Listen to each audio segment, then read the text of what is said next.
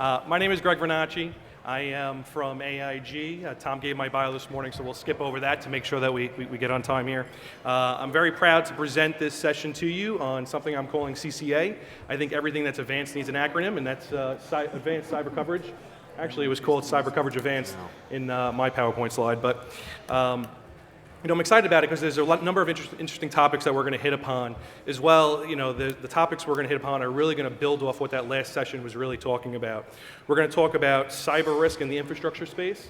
There's more risk than just losing data. We're going to talk about network interruption and what we're seeing there. You can't have a session like this without talking about war and cyber terrorism, as well as D&O. We're going to spend some time on cyber events impacting other policies, and D&O being one of those policies, as well as wrongful collection. So we're going to do a quick roll call and then really just jump right into it. We are joined today by Steve Anderson. He's a vice president at QBE North America. We're also joined by Tim Burke. He's the director of cyber risk at IMA Inc. We have Ziad Kabersi, who's a senior vice president at CNA Insurance, and Ben Maidment, who's a class underwriter for global cyber and privacy at Brit Insurance. So, Ben, this question is really going to be for you, and let me just set the table quickly. The news is absolutely consumed with data breaches, the loss of PHI, the loss of payment card information. Donald Trump has even worked his way into the cybersecurity realm with the recent breach at his hotels. But we absolutely know there's more risk than just losing data. So can you talk a little bit about the kinds of cyber submissions you're seeing in the infrastructure space and the types of risk that presents to us? No, absolutely. And I think we touched on it to a part in the last session, and certainly in some of the questions which came out at the end. And I think there were a couple of fairly interesting stats that came up in the claims report as well. I think in terms of large breaches, I think the upper end of the really catastrophic breaches we've seen, I think the cost was, just shy of $200 million, something like that. I think the interesting thing to compare that to in the infrastructure space is what that would look like in terms of a property damage loss as a result of a cyber intrusion. And I think that's the point where the insurance industry is, to be honest with you at the moment, struggling to meet the demand from industry sectors such as critical infrastructure, energy, power generation, where data breach, in all honesty, for them is a relatively minor concern.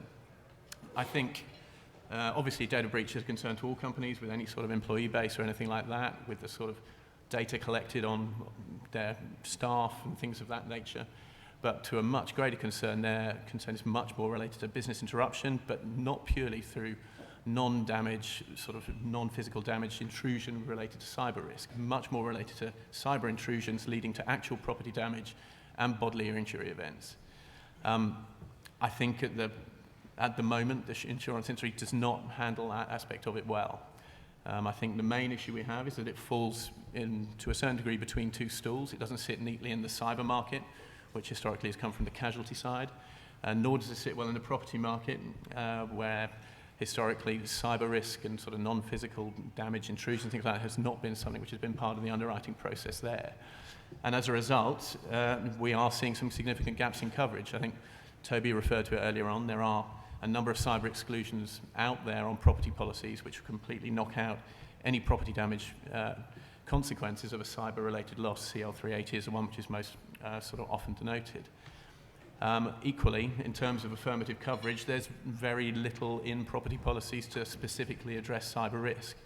You obviously have your named perils policies and you have your all risks policies, but it's pretty rare you will see affirmative cyber coverage contained within a property policy to take care of what is in the industrial sector, the critical infrastructure sector, the primary concern, namely an intrusion leading to a pipeline going bang, a power station going bang. And we have seen instances of this happening. I think Stuxnet is obviously the one which is most commonly mentioned. It's probably been mentioned to death at conferences galore over the years. We've obviously seen most recently the German wood manufacturing plant, I believe it was. And I think if you look on the internet, and I know Lloyd's have certainly done a survey recently, it is a very real threat of a cyber attack leading to turbines overheating, breaking, property damage ensuing. And at the moment, I think the market is struggling to keep up with that. There are definitely efforts in play, and I think it does critically involve both sides of the fence talking to each other. I think from a cyber perspective, we have not historically had to deal with pricing the types of risks of property damage in our programs. And so we need the expertise from both sides. And equally, on the property damage side of things, they're not used to assessing cyber risk threat. And as a result, they will need the expertise from the cyber side of the market to build that into their underwriting program. So I think it's a difficult area to get your hands around at the moment. It is obviously a critical sort of catastrophic aggregated risk as well, and that aspect of it needs to be carefully managed too. So equally, it does involve a very different sort of underwriting process, or perhaps a much more thorough underwriting process that we are used to on the cyber side of things particularly. I don't think we can get away with sort of short questionnaires with respect to sort of baseline IT security procedures.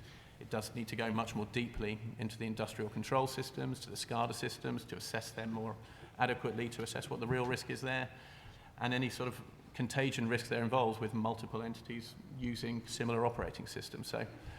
So yeah, it is not a straightforward area, and it's one which, as a market, we need to get a handle on a little bit better.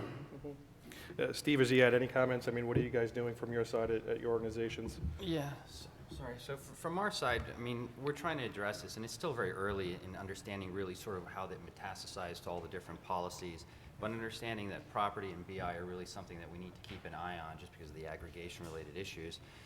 We've actually explicitly excluded BIPD on our cyber policies and put it on the property, mainly because we don't feel that the cyber should be picking up that kind of risk. Now, obviously, you can negotiate that, and there's some customization that needs to be done, but there's many ways to address it, whether you do forwarding on the BIPD exclusion, whether you do a carve back for emotional distress and mental anguish relating to like media liability exposures and defamation type issues. I mean, there's different ways to customize it. I don't think we have enough experience to really understand what that means for us. I think we're doing a lot of analytics today to find out how this risk can be aggregated, how we address it on property, casualty, cyber, and there's a lot still that needs to be vetted out. We don't have the answers to everything, but we're just trying to put them in the right pockets at this point. I've seen some creative solutions in the marketplace in terms of contingent BIPD, depending on what the transfer of risk is on the particular insured and what the carriers are willing to give in terms of, as the sliding scale gets to more exposure, rather than full or even a four carve back, they'll give sublimits with varying deductibles and additional AP. And so I have seen over the last, 2 to 3 years some flexibility in giving that, because it's one of those coverages that has kind of crept into cyber, much like what I'm going to talk about later with cyber war and cyber terrorism. This is just one of those elements, one of those coverage grants that brokers have been pushing, and rightly so, because there's been some gaps, and it's been pushed from the CGL. So I have seen some creativity in the marketplace. So there's hope there. It's just kind of depending on, how conservative you want to get, how it's presented to the markets. And so I've seen some different solutions that, have given the brokers and the insured optimism and the carriers intrepidation, probably. Okay, so BIPD is definitely a developing issue that we're trying to tackle. But one of the issues that you mentioned, network interruption availability coverage, that's a coverage that's been around for a very long time. That was one of the first coverages that we offered in the cyber suite of offering. It's definitely growing more in interest. The last panel spoke about it. Toby quoted a number, I think, of 25% of clients that are currently buying it. I think as you go into this space, you're going to see more clients. That number goes drastically up. It's probably 95% of them that buy it. Tim, maybe let's talk about network interruption in a little bit more detail. Why are clients asking more questions about this coverage that's been around for a while? What are the triggers? Please, let's dig into the details. I think it's kind of ironic that we start off with the exotic new coverage, whereas business interruption has been around for 15 years since the policies were originally developed. I think there's been so much focus on data breaches. There's not been really, and there are even clients I know that have bought business interruption cover haven't actually triggered their policies just frankly for ignorance. We do see now more and more clients in the small to medium-sized segment who are actually buying the business interruption coverage. They don't even take the time to do the analysis. Probably the larger clients more focused on data breaches don't even contemplate business interruption, but you're going to see more smaller companies that are going to be triggering the coverage. And I think as part of that, you're going to see a lot more education, because I think it's also telling the claim study that there's very little information on business interruption, and I think that's interesting. I think we'll see more and more developing in that area. But to kind of frame it, business interruption historically is obviously, for everyone, the insurance folks in the room, is premised on property insurance, right? So the loss of income, but for the event. So as we hear about all the events that are occurring in the world, it's easy to translate how that could impact your operations.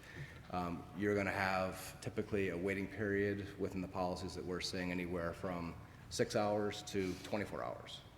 So once that period is eroded, then you could be indemnified for not only your loss of income, but the extra expenses. Extra expenses can obviously entail your own manpower, but more likely bringing in external forensic firms.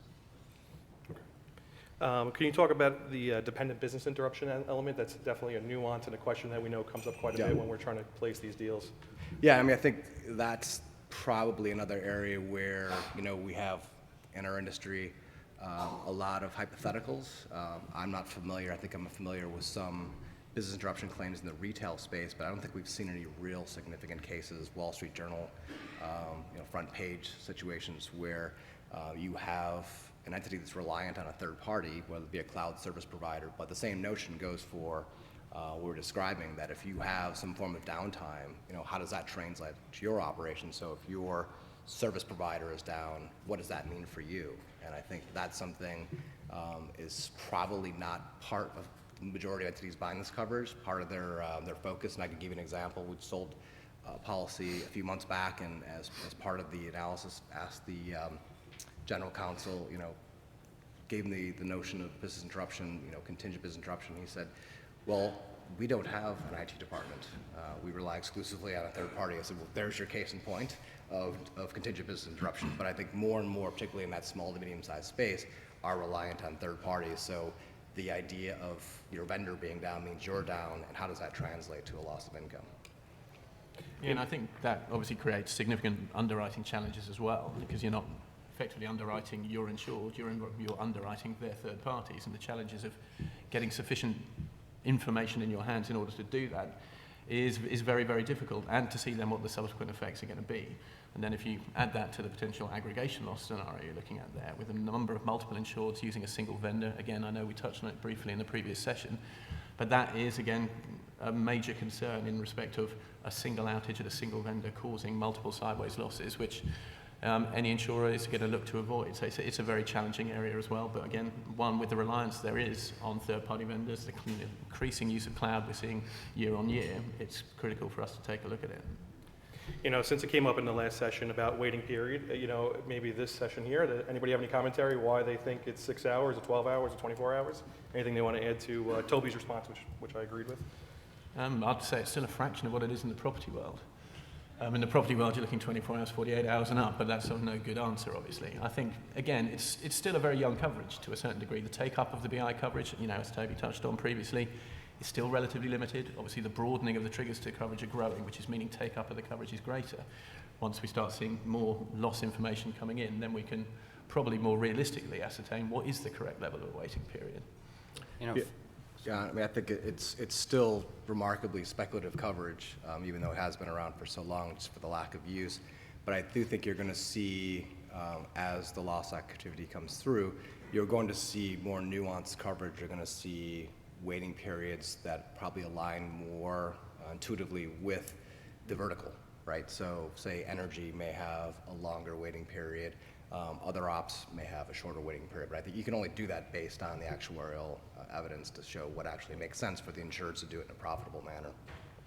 So, just from an underwriting perspective, my concern is based on sort of the segment and the size, right? So if you have a smaller policy, say like $1 million, $2 million, $3 million, I'm a little more lenient on what kind of waiting period that you have, mainly because I can handle a loss of $1, $2, or $3 million without any real issues. And since it's few and far between, it's not really that massive of a concern for us at this point.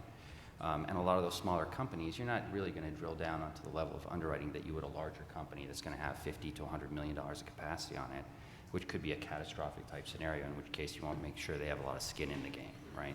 So from my perspective, we try to do as much due diligence as possible on the smaller companies, but understanding that we have lower limit profiles to manage it better.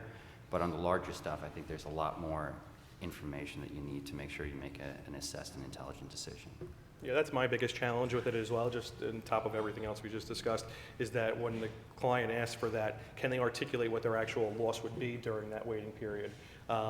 Answer is generally no, they can't. It's kind of just a guess what that number would be. Can you just come to the mic?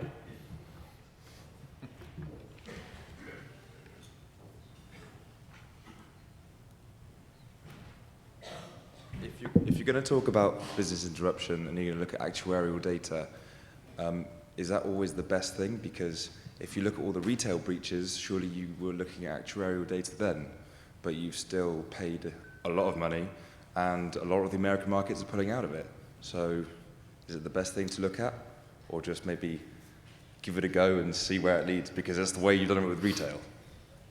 So well, that's the way we have been doing it, obviously, because there hasn't been actuarial data to go on. But I think as the books grow, the data grows, so we look at it there. Maybe I can address this, Greg. I think this was one of the questions from an underwriting perspective. I think that's an underwriting question. I would move it away a little bit from the actuarial. I think that's our job as underwriters to figure that out.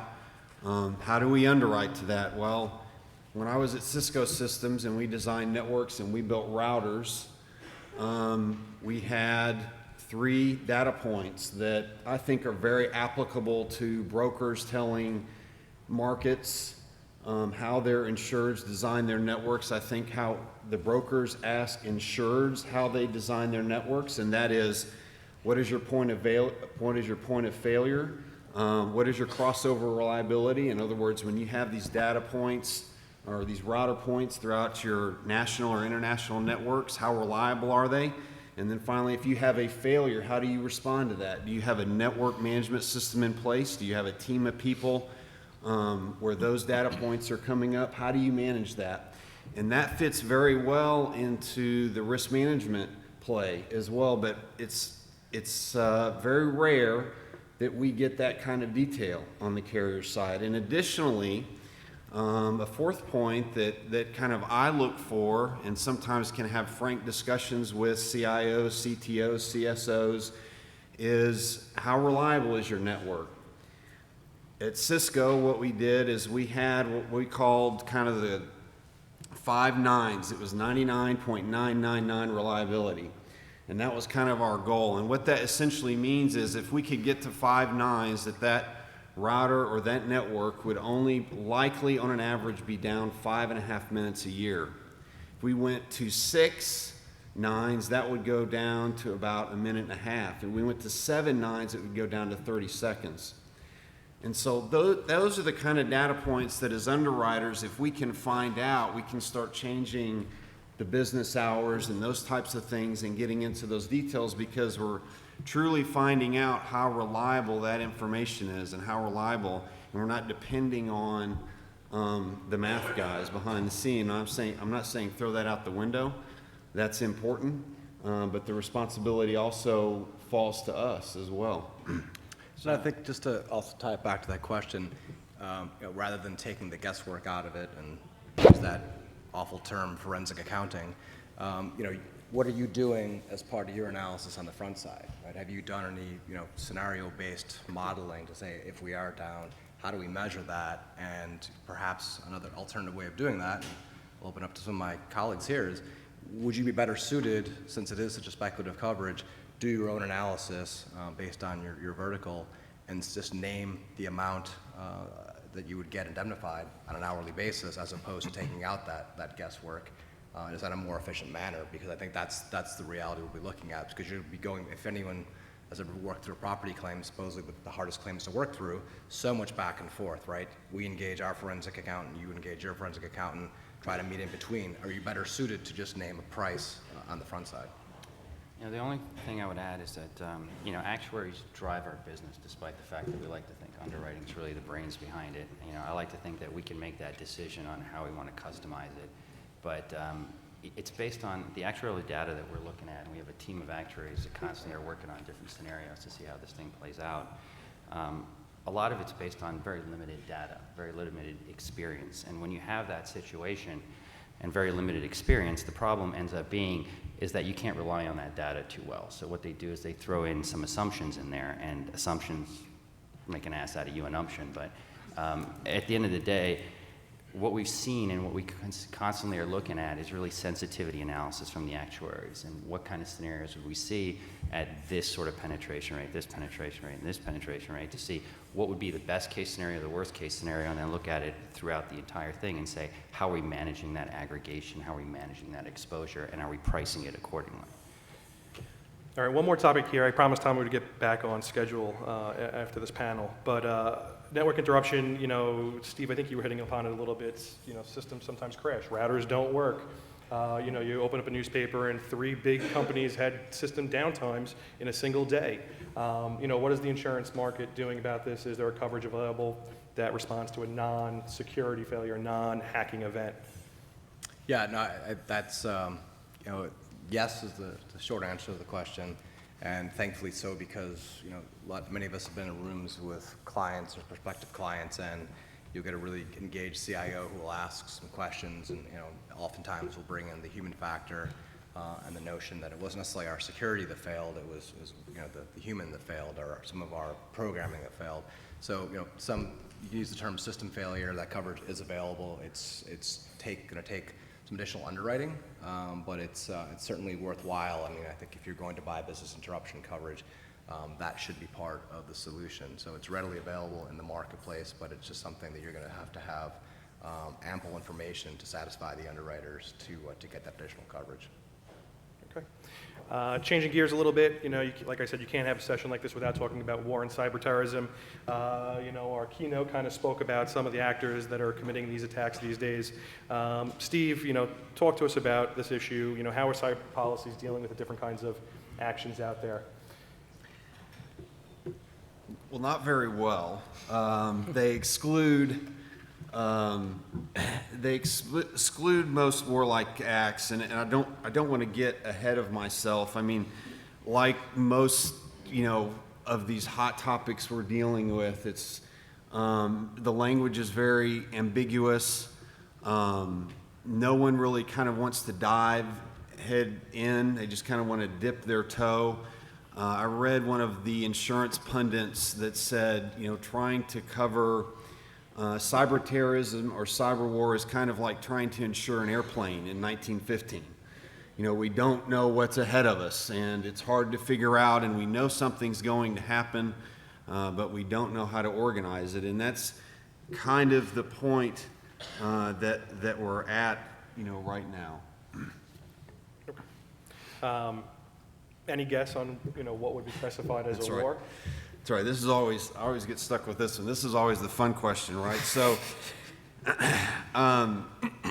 you know, the issue is, you know, like we're dealing with notification framework and other network frameworks and infrastructure within the U.S., you know, our government does not have a distinct definition of what this is. If you look at the Department of Justice, essentially, which is the FBI, if you look at the Department of Homeland Security, if you look at the Department of Defense, they all have different ways to define what is cyber war and cyber terrorism. And so, as the experts in this room, we're kind of looking, as scary as that is, to the government, because they're dealing with these issues. They've dealt with it on TRIA, obviously, and that's a whole nother issue in terms of certifying acts of terrorism and what falls into that.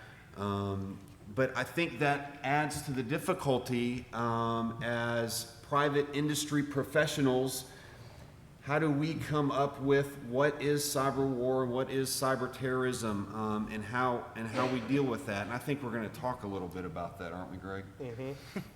Ben, Ziad, you know, what are you guys seeing? You know, what are carriers doing to try to deal with maybe not the war issue, but cyber terrorism?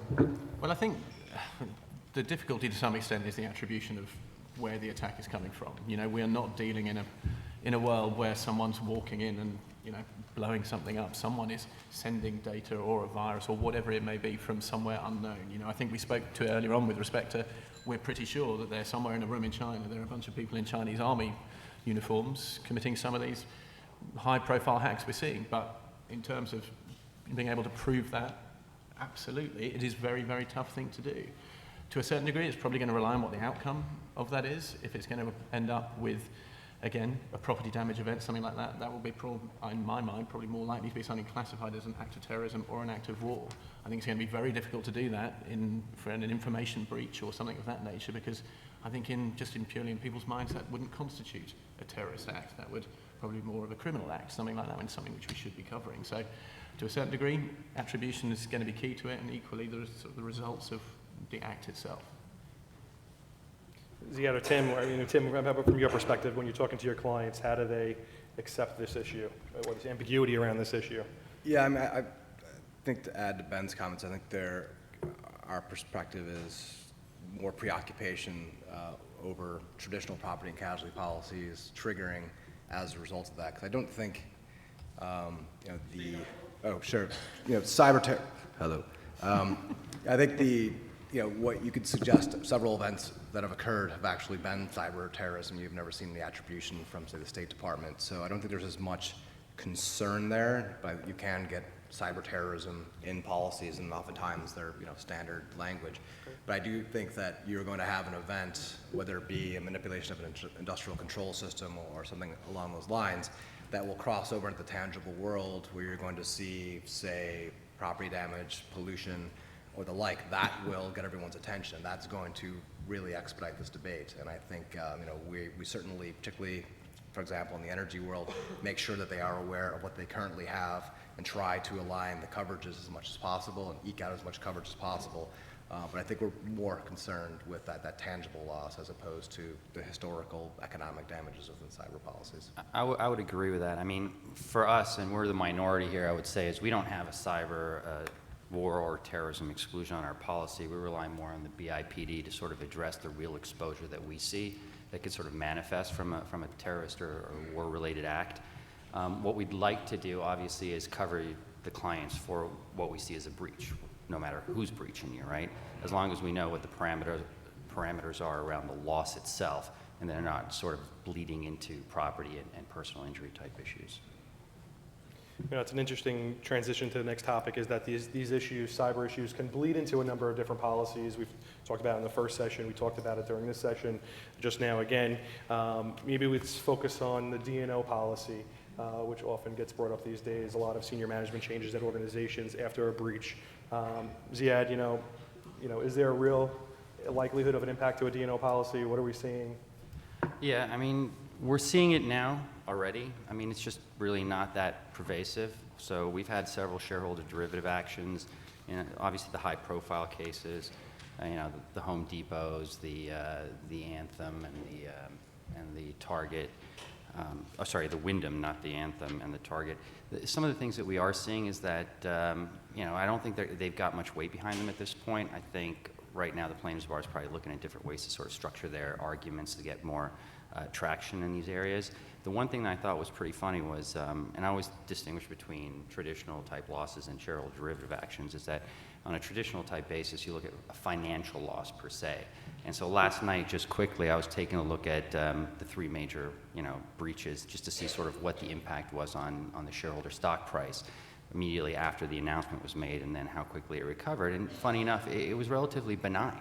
Like, I was expecting this enormous drop, everyone's assuming, but the investor community, I don't think, sees a cyber breach sort of as drastically as people probably do in this room, is that it's going to have any material long-term impact on that company's valuation. What I would tell you, though, is that the SEC has sort of changed their position minutely. So in 2011, under Mary Shapiro, they came out with some guidance saying that they want to make sure that we are disclosing, we as public companies, just information regarding our cyber risks or cyber threats and any incidents that occur. That maintains very, very little activity. We didn't see anything come out of that. There's a lot of these hypothetical, SEC was looking into these issues, some commentary letter on your filings. What I did notice is that recently, there was actually a statement made by Luis Aguilar at the New York Stock Exchange, basically focusing a lot of these conversations, this is his actual commentary, was board oversight of the cyber risk management is critical to ensuring that companies are taking adequate steps to prevent and prepare for the harm that can result from such attacks. You know, a statement like that sort of resonates with a lot of the investor community because, and obviously the public companies, because now it sort of emphasizes the fact that they may be taking more of a active stance on sort of where these things are going.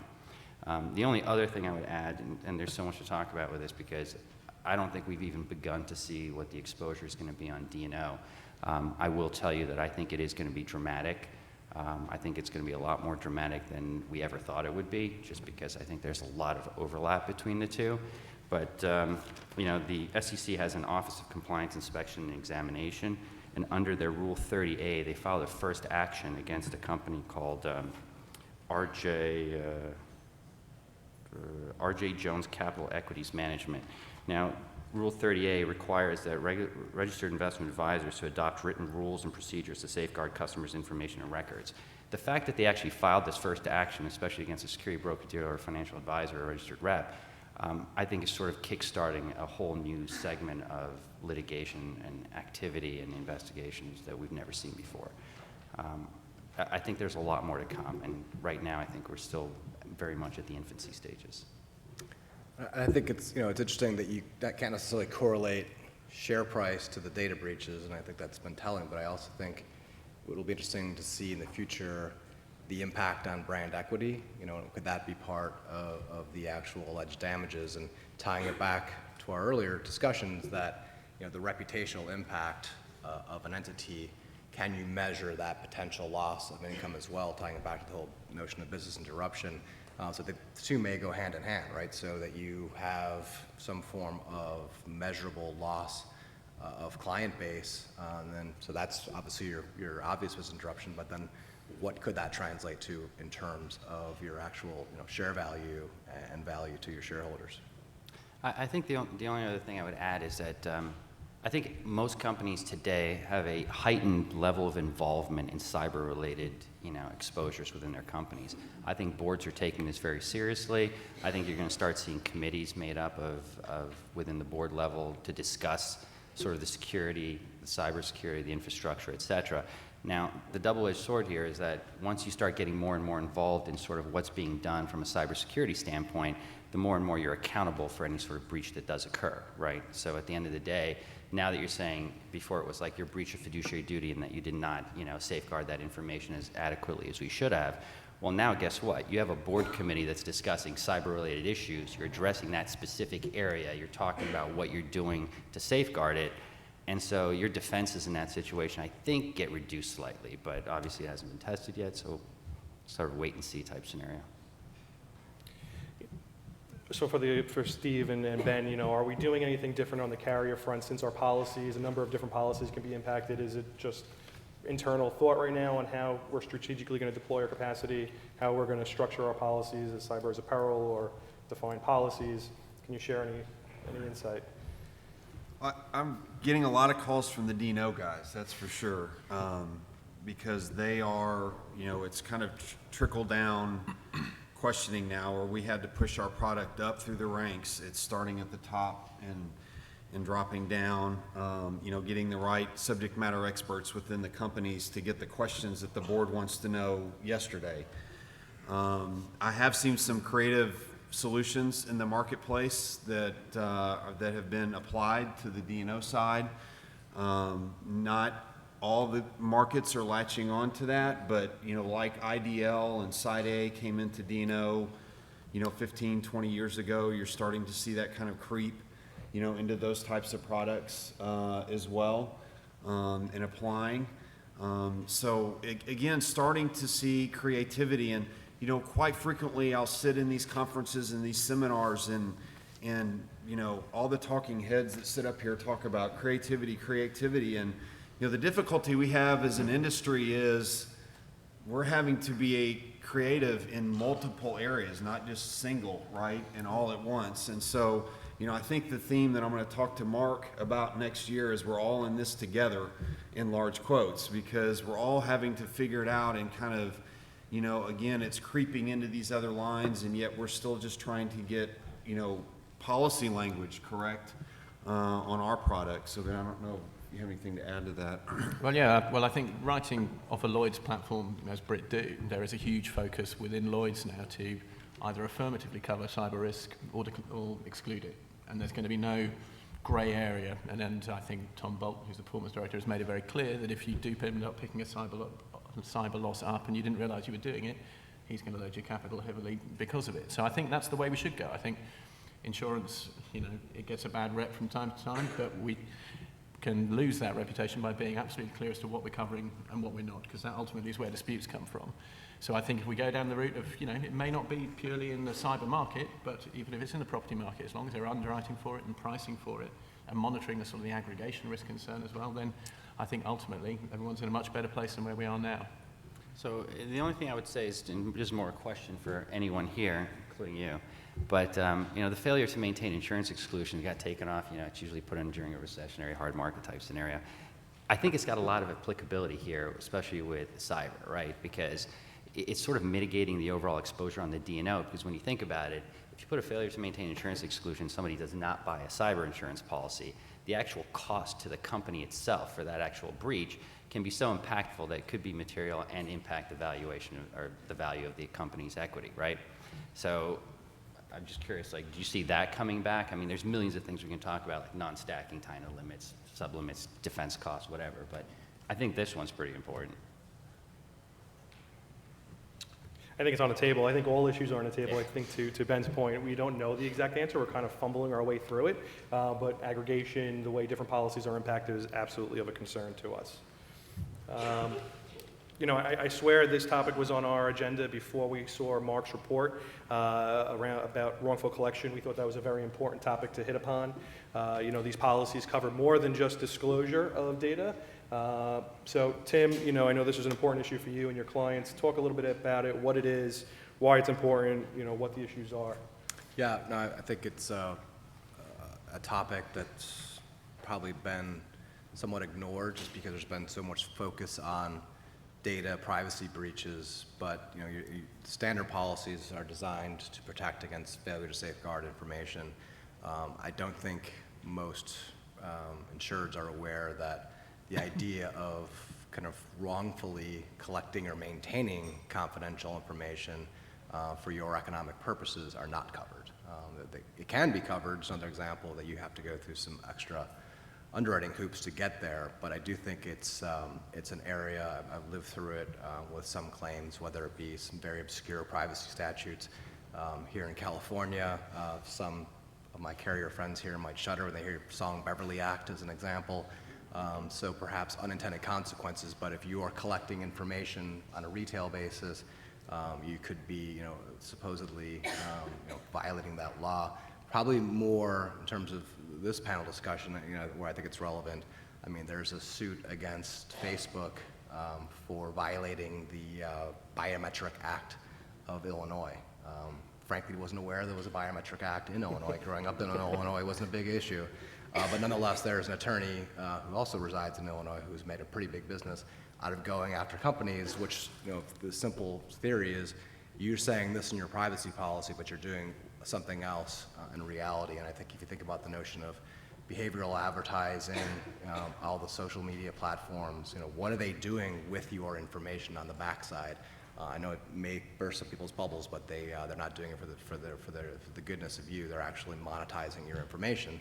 So how can plaintiff attorneys then, actually allege that they're violating some of these privacy statutes? And it's going to be continuing area of growth. And lastly, when you talk about the whole notion of wearable technology, another idea of where is that information going? Is anyone using it on the backside? You mentioned the underwriting process, and we have a lot of brokers and clients in the room. Maybe just someone else hit upon what is the underwriting process? What are kind of the questions we're asking? Well, John mentioned microfiche earlier. I'll mention fax blasting, robodialing. Those are some of the things we used to underwrite for. It was a relatively easy, question to answer and underwrite and figure out, were they breaking the law by doing those things. But with the impact of computer telephony, where you're taking a voice network and a data network and you're tying it together, things become a little bit more complex. And so you're having to, as an underwriter, look into those exposures and see exactly how they're managing their network, how they're collecting the data, how they're using that, what types of data they're collecting. And it's not just simply, are they turning their modem off and on, or do they have a fax machine? And so it becomes a little bit more complex in that regard because the technology has become more complex. As Tim referenced the biometric legislation in Illinois, more and more states are catching on to that as well. And so we are having to ask more questions and work harder, quite frankly, to figure that out, to make sure that as the carrier, we don't have that exposure and the insured has the correct policies and procedures in place and aren't breaking those laws. Yeah, it's a different one because it crosses almost into the area of potential business practices. And so there has to be, you have to actually cover whether there's fortuity there, whether it is truly an unintentional act which did it, or whether or not there was an intention to use and collect this data to monetize it exactly as Tim's just stated too. And that's the challenge on the underwriting side, is trying to glean the one from the other. Great. Before we get into some Q&A from the audience here, any parting thoughts, any commentary about what the crowd should look forward to for the next 6, 12, 18 months as it relates to coverage for cyber? I just think, the plaintiff's bar is always very creative. I think what we're going to expect over the next probably couple of years is really them trying to figure out a better way to tap into more of the policies. It's just more money for them, and I think that's always very attractive to them. So I think that's something to look forward to. Or not. No big product announcements for me today. It's, this is, the Internet of Things. John brought that question up earlier. That's a huge question internally because of the exposures. So for us, trying to figure out how we address that, both from an underwriting perspective and then just from a claims perspective, that is the biggest thing on our radar right now, for sure. Yeah, I think a big task we have fundamentally is closing the gap between the theoretical exposures, which there are there, and making the case for an insurance risk transfer product for it. I think everyone sees the opportunities out there from an insurance perspective to transfer the property damage risk, the bodily injury risk, but I don't think we've quite got it exactly right in the way we're going about doing it yet. So I think give us 12 months' time, I think that'll be significantly advanced. Yeah, no, I agree. I think, curiously, 5 years ago, you could have made this comment, but I think we all know we can reasonably estimate what a data breach is going to cost. So, saw a claim study this morning. Some of the topics we're talking about here today, you think about what is the inherent value of insurance, smoothing volatility, that's what we're talking about, and we're challenged to make these products more worthwhile to help our clients be able to smooth that volatility, because I do think the things that we're talking about, whether it be crossing into property damage, business interruption, there's a great unknown, and we need to provide further value within these terms and conditions. But it's a little nerve-rattling, obviously, trying to underwrite the unknown. Yep. Yeah, I agree. I think the biggest issue is that it's evolving, right? This is not a one and done process. Every year an organization needs to identify what their individual risks are and whether their insurance policy matches up for it. So, we're talking about wrongful collection, which was available a few years ago. We're talking about it again today because the issues are manipulating or presenting themselves in different ways. So I think that's the key takeaway, is this is not a one and done process. You need to look at it every single year. So with that, any Q&A? Any questions?